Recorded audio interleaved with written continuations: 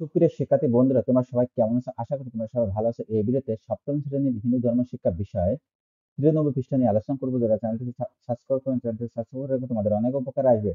বর্তমান সমাজ ব্যবস্থায় তোমার পছন্দের জনহিতকর সমাজ সংস্কার বা কল্যাণমূলক যে কাজগুলো করা যায় তার একটি তালিকা করো। দেখো, আমি এখন এর উত্তরে চলে আসছি।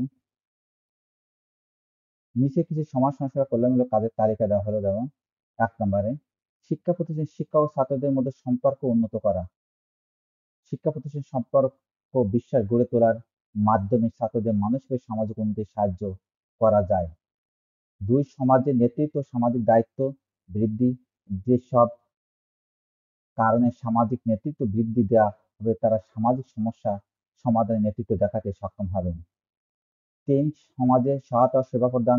দরিদ্র, অসহায় ও আবশ্যিকভাবে সমস্যা সমাধানে সহায়তা ও সেবা প্রদান করা যায়। 4, পরিবেশের সংরক্ষণ ও সামঞ্জস্য উন্নয়ন।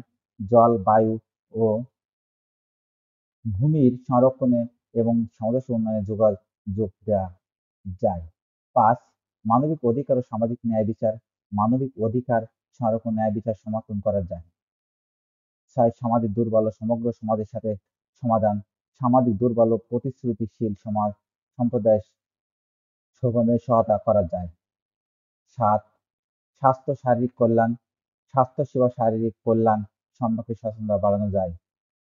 8, বৃহত্তম সমাজের সাথে সম্পর্ক যোগাযোগ। বৃহত্তম সমাজের সাথে সম্পর্ক যোগাযোগ স্থাপন করে তাদের সাহায্য সমর্থন করা যায়।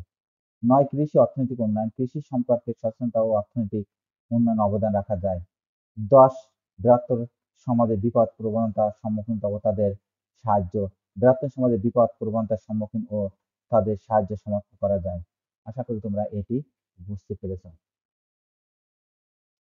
তাহলে আজ এই পর্যন্ত। Thank you everyone.